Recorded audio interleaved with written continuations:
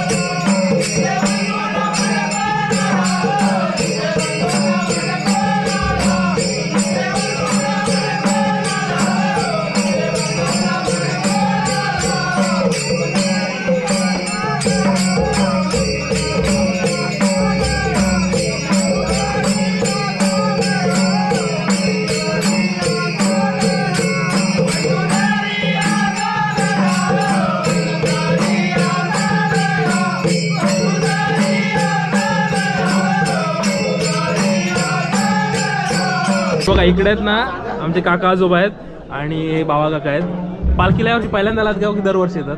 मी प्रत्येक वर्षाला पालखीला येतो. हा ना. दुसऱ्या सणाला जरी नाही आलो, होळीला जरी थांबलो नाही तरी पालखीला हे आम्ही प्रत्येक वर्षाला आपल्या सहकुटुंब सहपरिवार आणि माझ्या भावांची मुलं, त्यांची मुलं, त्यांची नातवंड सगळ्यांना घेऊन कमीत कमी आज आम्ही 15 ते 20 लोक आमच्या घरात आलेले आहेत. पालखीचं दर्शन घेतले. यथाशक्ती आम्ही अश्लेश्वर पालखीची आम्ही पूजा केलेली आहे आणि हे सगळं देवानेच घडवून आणलेलं आहे. आम्ही काही करत नाही. जो आम्हाला बोलवतो तो देवच बोलवतो आणि देवामुळे आम्ही आहोत आणि आमच्यामुळे देवाची सेवा झाली पाहिजे, हेच माझं उद्दिष्ट आहे. तुम्ही काय सांगाल काका?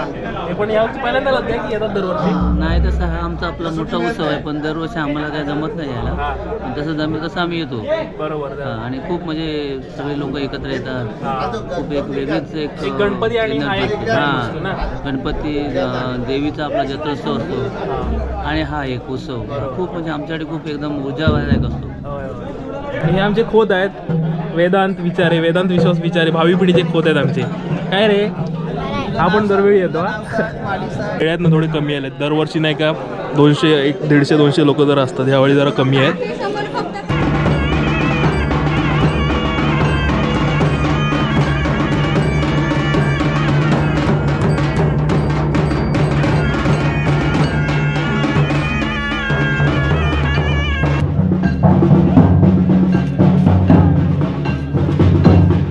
वाडीतली तर घरं झाली आता सर्व फिरून आणि आता पालखी दुसऱ्या वाडीत चालली. दादा दरवर्षीप्रमाणे आलेला आहे. तर अशा की छोटासा व्हिडिओ तुम्हाला आवडला असेल. आवडला ना व्हिडिओ तर नक्की लाईक करा. व्हिडिओला एकदम छोटा बनवला कारण दरवर्षी बनवतो म्हटलं यावेळी दर्शन तरी होईल. किमान जे लोक यायला ज्यांना जमलं नाही ना त्यांना दर्शन मिळेल म्हणून साठी.